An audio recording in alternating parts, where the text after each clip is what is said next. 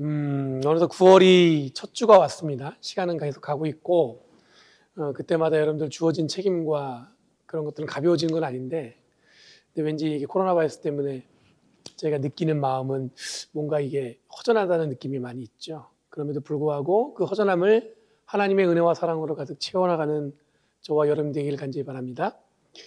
여러분 삶의 큰 주제가 뭐냐면 어떻게 사는가에 대한 물음이겠죠. 어디로 가야 하는가 이런 게 있는 것 같아요. 오랜만에 제가 요즘에 청년들하고 교제하다 보니까 제가 그때 청년 때 무슨 고민이 가장 컸을까 생각해 보니까 내가 무엇을 할까라는 고민이었던 것 같아요. 무엇을 할까라는 물음 역시 어떻게 살아야 하는가와 연결되어 있죠. 이런 고민은 다르게 표현하면 존재에 대한 물음이라고 할 수 있습니다. 이걸 또 다르게 표현하면 정체성 혹은 신앙적으로는 삶의 비전으로 이야기할 수 있겠죠.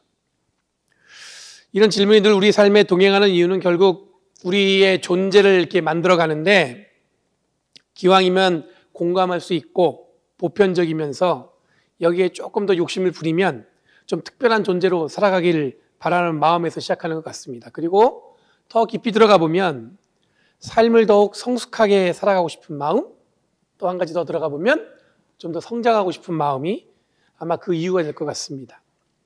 간단히 말씀드리다 보니까 이렇게 이야기를 드리지만 실제로 이런 삶의 존재, 내가 어떻게 살아야 되는가에 대한 물음에는 반드시 내가 지니고 살아가는 삶의 무게를 짊어져야만 답을 알아갈 수 있는 것이니까 그게 간단한 게 아니죠. 그러니까 여러분 우리가 살면서 그냥 사는 게 아니라 뭔가 이렇게 짊어지고 살잖아요. 그렇죠? 처음에 제가 청년들과 교제하면서 청년들의 고민이 떠올랐다고 이야기한 것은 뭐냐면 제가 보낸 젊은 날은 끊임없이 제가 짊어진 것들을 어떻게 잘 짊어지면서 내가 살아가는 방향을 잃지 않을까 이런 고민을 했었던 기억이 나니까 그게 쉽지 않았던 생각이 들어요. 그래서 청년들 보면서 제가 한 얘기가 그때가 가장 힘든 시대야, 이렇게 시기야, 그런 얘기를 많이 하는 것 같아요. 물론 살아가면서 이 짊어져야 할 것들이 결코 작아지진 않아요. 그렇죠? 뭐 나이를 먹는다고 해서 아니면 뭐 학교를 졸업한다고 해서 직장을 잡았다고 해서 결혼을 했다고 해서 결코 우리가 짊어져야 될 무게가 가벼워지지는 않는 것 같습니다. 그런데 길을 찾고 바른 길을 가고 있다는 확신이 있을 때는 이런 삶에 짊어져야 하는 짐들이 문제가 되지 않게 시작하죠. 가벼워진 건 아닌데 이제 뭐예요? 질만해지는 거예요. 여러분 바울의 삶을 잠깐 들여다보면 여러분 바울은 로마 시민권자였습니다. 바리새인 중에 바리새인이었고 전통적인 유대 교육을 제대로 받은 엘리트 청년이었죠. 사도행전에 보면 이 바울이 사울일 때 예수 그리스도의 복음을 전하는 제자들을 핍박하는데 앞장선 사람이었습니다. 7 집사 중에 하나인 이 스데반을 순교시키는데 앞장섰던 사람이 바로 이 바울이었죠. 이 청년 바울은 총망받던 유대 종교 지도자였습니다. 아마 앞날이 보장된 사람이라고 보시면 좋고 요즘 말로 아마 뭐 금수저 정도 되겠죠. 나름 승승장구할 수 있는 삶을 약속받았다고 해도 과언이 아닐 것 같습니다. 이런 바울이 다메섹, 오늘날 이 다마스쿠스로 예수 믿는 자들을 핍박하러 가는 중에 예수님의 음성을 들으면서 눈이 가려워졌어요. 그리고 다시 눈을 떴는데 그 다음부터는 예수님을 만나고 난 다음에 오늘 우리들이 읽는 본문을 기록한 훌륭한 예수 그리스도의 제자가 되었습니다. 여러분 이 바울의 일대기를 보면 삶이 특이합니다. 굉장히 특이한 이력을 갖고 있죠. 예수 믿는 자를 핍박하는 자에서 예수 그리스도의 복음을 목숨 걸고 전하는 자로 변화된 저 끝에서 이 끝으로 삶이 완전히 변화된 사람이었습니다. 유대 종교의 박사에서 천막을 지으면서 그리스도의 교회를 세우는 개척자의 삶을 살았어요. 기존의 기득권 세력에 촉망받던 젊은이가 새로운 그리스도의 복음을 전하는 기존의 삶의 무게를 짓누르고 있는 것들을 이겨내고 저항하는 혁명가로 삶이 바뀌었단 말이에요. 그럼 젊을 때의 방황 혹은 삶의 방향, 진로를 고민하는 것은 자연스러운 것인데 이처럼 삶이 저 끝에서 이 끝으로 변화된 사람은 그리 많지 않은 것 같습니다. 그러니까 바울의 열심은 자기의 삶의 완성에 있는 것이 아니라 하나님의 진리, 하나님의 은혜, 하나님의 말씀의 방향이 어디로 향하고 있는지를 확인하기 위해서 늘 진지하게 살았던 사람이었다는 것. 그리고 그 방향이 확정되었을 땐 뒤도 돌아보지 않고 그 길을 위해서 목숨을 걸고 삶의 무게를 짊어지며 그 길을 걸어갔다는 것을 확인할 수 있죠. 제가 예전에 고등학교 때 교회에 형들이 있었는데 형들이 되게 무서웠어요. 교회도 여러분들 소위 군기란 게 있었습니다. 여러분들 그때는 뭐 학교도 그렇고 약간의 이게 군사 문화 약간 비슷한 게 있어가지고 선후배 관계가 굉장히 철저했고, 그 중에 레슬링을 하는 형이 있어요. 선수였어요. 그 형이 있는데 고등학교 때 얼마나 무서웠냐면 그 형이 툭 하면 옥상으로 올라오라는 거예요. 교회 와서 예배 드리러 갔는데 왜 옥상으로 올라가는지 모르겠는데 올라가면 그냥 내려오는 경우가 없어요. 굉장히 혼을 나거나 하여튼 여러 가지 힘든 일을 당하고 내려옵니다. 근데 그 형이 대학을 가면서 바뀌었어요. CCC라는 캠퍼스 동아리, 기독교 동아리에 들어가서 굉장히 온순해진 거예요. 늘 무섭고 때로는 조금만 잘못하면 옥상으로 올라와 이랬던 형이 은혜 받고 신앙 좋은 사람으로 변화되니까 얼마나 만만해졌겠어요. 제가 예전에 당한 거, 이 형이 이제 사람 좋아졌으니까 이제 편하게 막대하는 거죠. 열심히 교회 봉사하는데 어느 날 교회에 정말 이쁜 누나가 있는 것을 이 형이 확인했습니다. 그리고는 저한테 얘기하는 거예요. 갑자기 뜬금없이 저한테 소개시켜달라는 거예요. 그러니까 자기가 본인이 가서 얘기하지 왜 저를 거쳐서, 이해가 안 됐는데 하여간 중요한 건 뭐냐면 그 누나는 얼굴만 이쁜 게 아니라 공부도 잘하는 누나예요. 너무나 완벽해 보이는데 제가 뭐라고 얘기했냐면 약간 심술이 있었는지 몰라도 형 꿈도 꾸지 마요 이렇게 얘기한 것 같아요. 그때 그 형의 정말 그 어떤 실망스럽고 어떻게 네가 나한테 그런 얘기할 수 있냐는 그런 눈빛, 그 눈빛이 아직도 눈에 선해요. 어떻게 나한테 넌 그렇게 얘기할 수 있지? 마침 제가 군대를 가고 제대한 후에 교회 와보니까 이 형이 보이지 않는 거예요. 그래서 이 형이 어머니한테 물어봤어요. 형이 어디 갔나요? 그랬더니 제가 군대 간 사이에 이 형이 학교를 졸업하고 미국에 유학을 가서 경제학으로 석사도 마치고 박사과정에 있다는 거예요. 그러니까 새벽 6시에 일어나서 말씀을 읽고 저녁에 잘 때까지 공부만 한다는 거예요.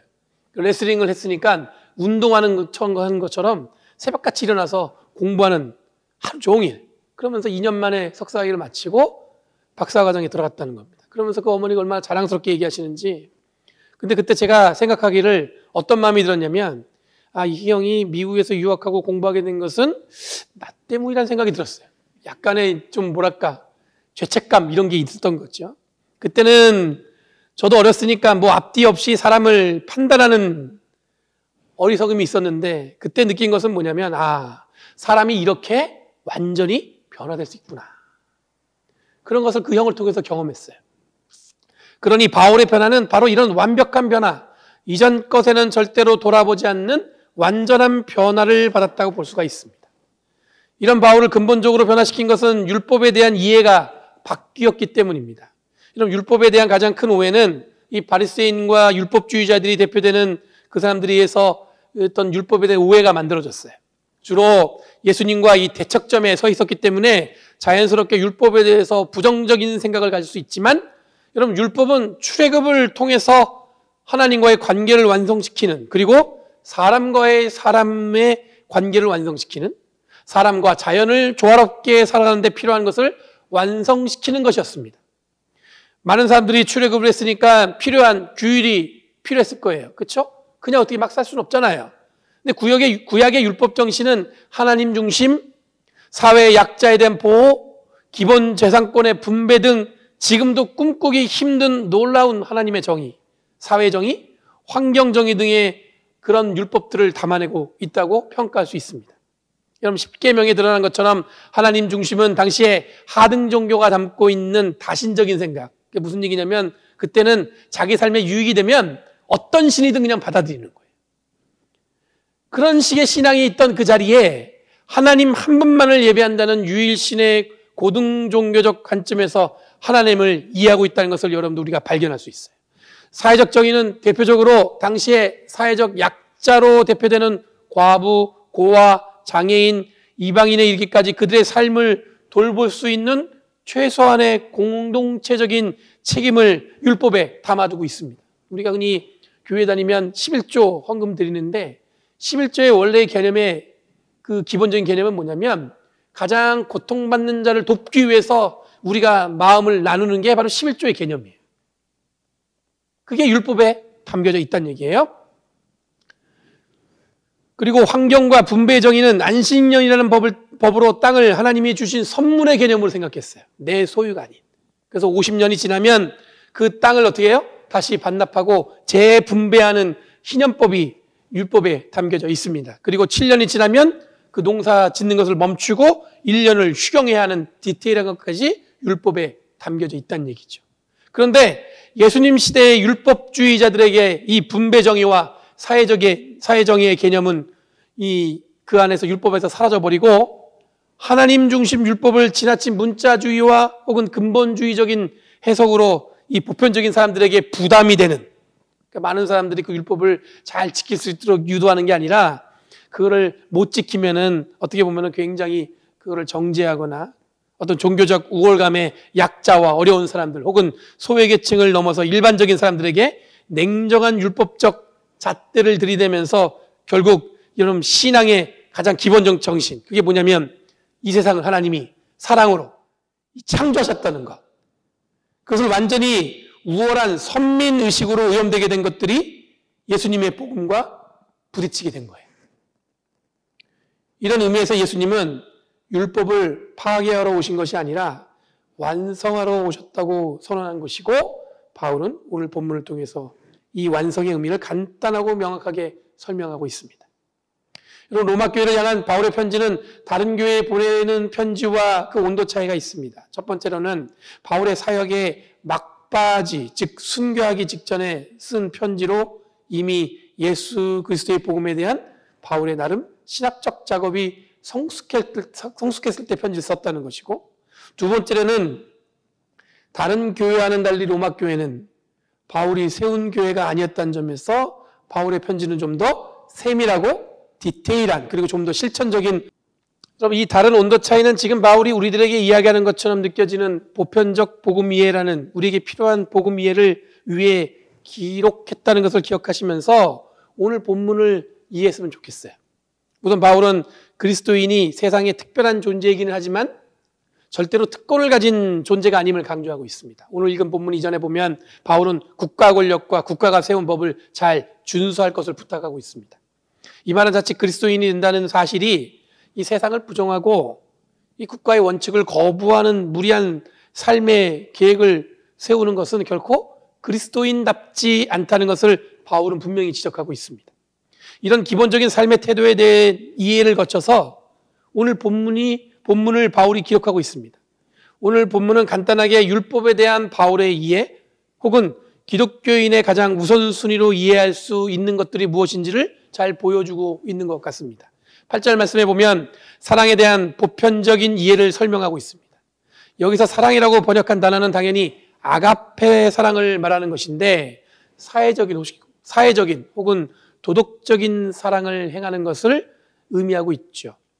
이 사랑을 남에게, 즉 남을 사랑하는 사람은 율법을 완성하는 것이라고 정의하고 있어요.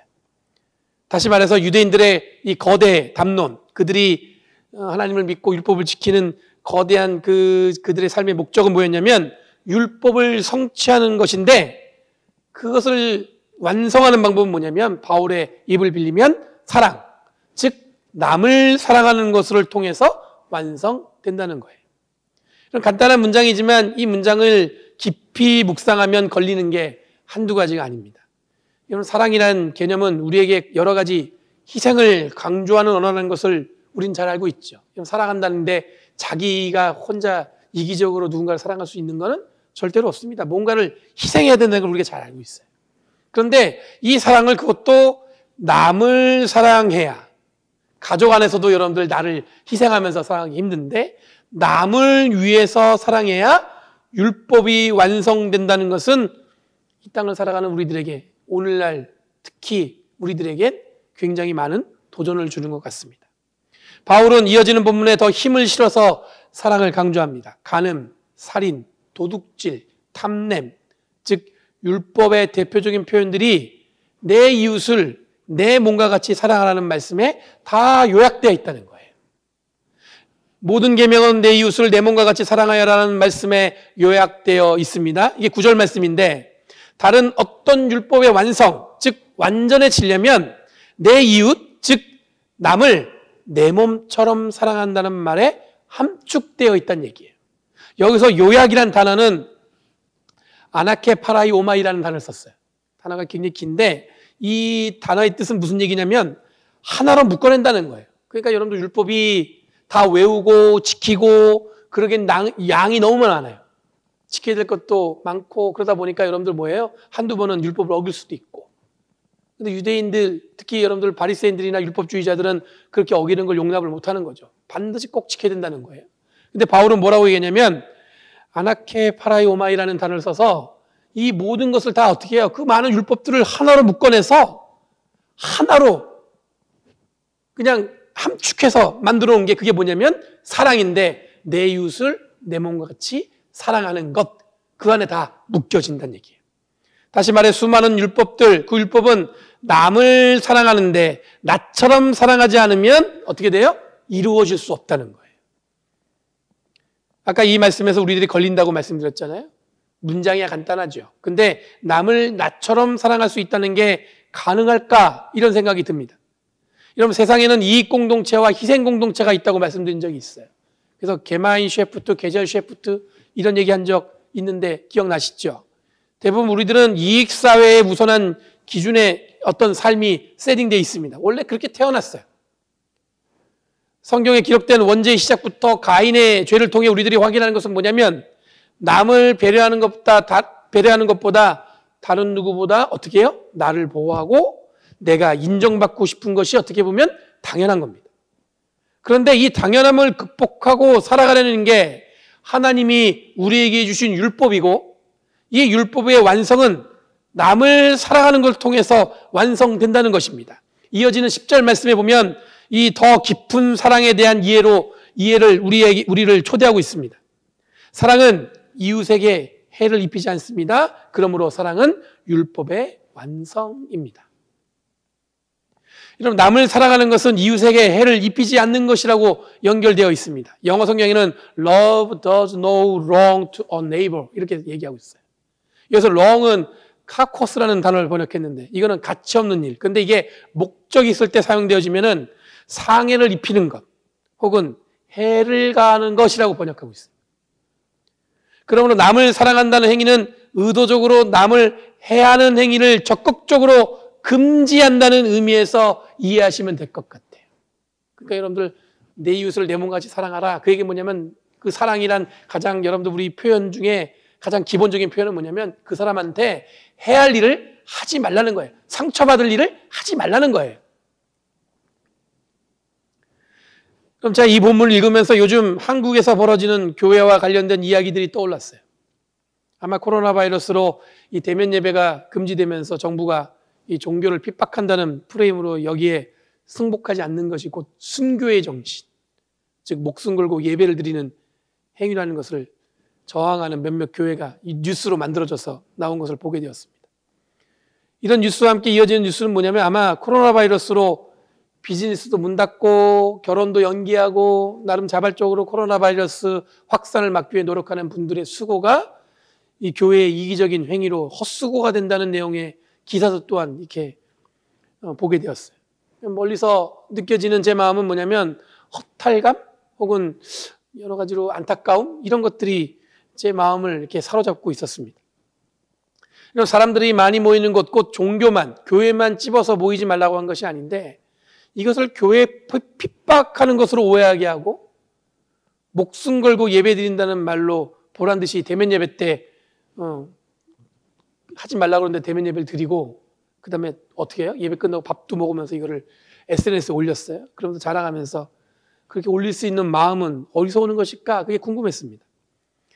여러분 이에 대한 판단 혹은 비판은 제가 직접 하지 않아도 오늘 본문을 꼼꼼히 읽어보면 우리들이 지금 당면한 문제가 무엇인지를 여러분들도 금세 알아차릴 수 있을 것 같습니다. 여러분 기독교 신앙은 종말론적인 세계관과 자연스럽게 연결되어 있어요.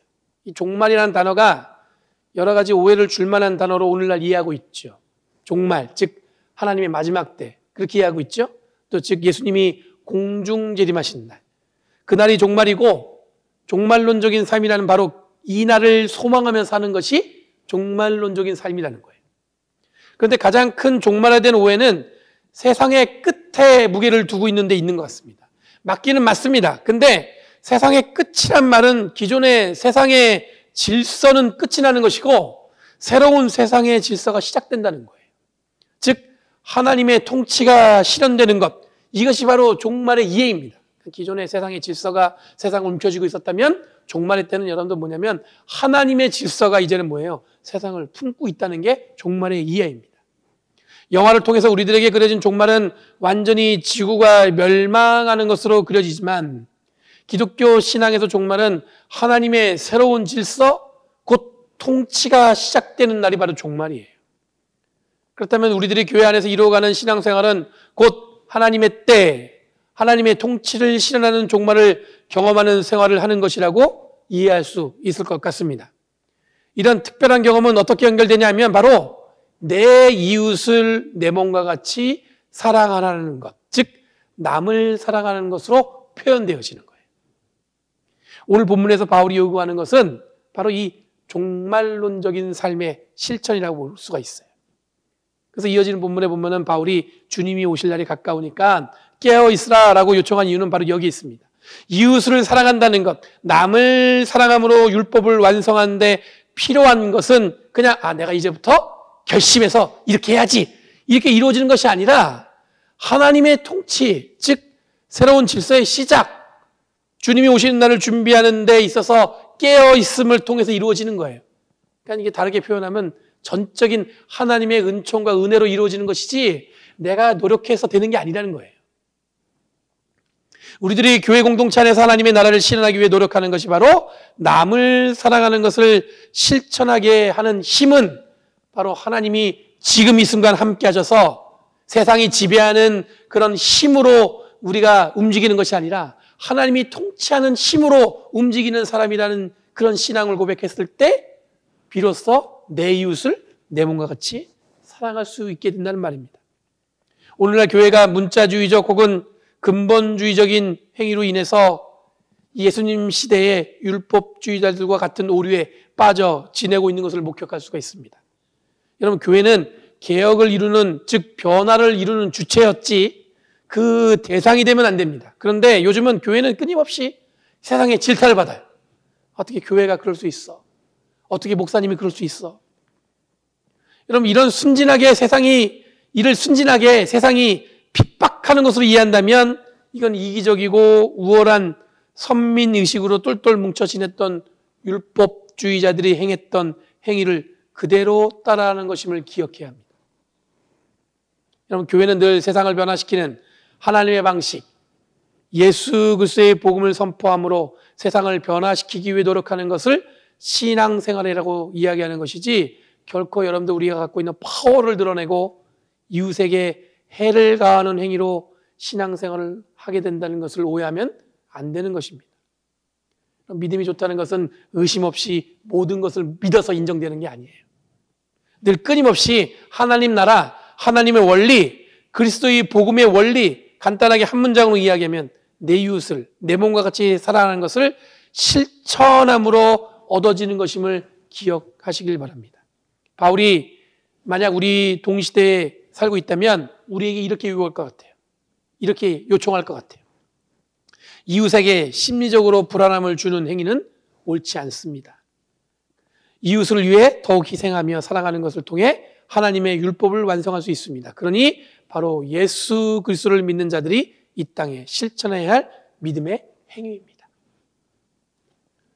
여러분, 어려운 거 잘 압니다. 그럼에도 불구하고 해야 한다는 것입니다.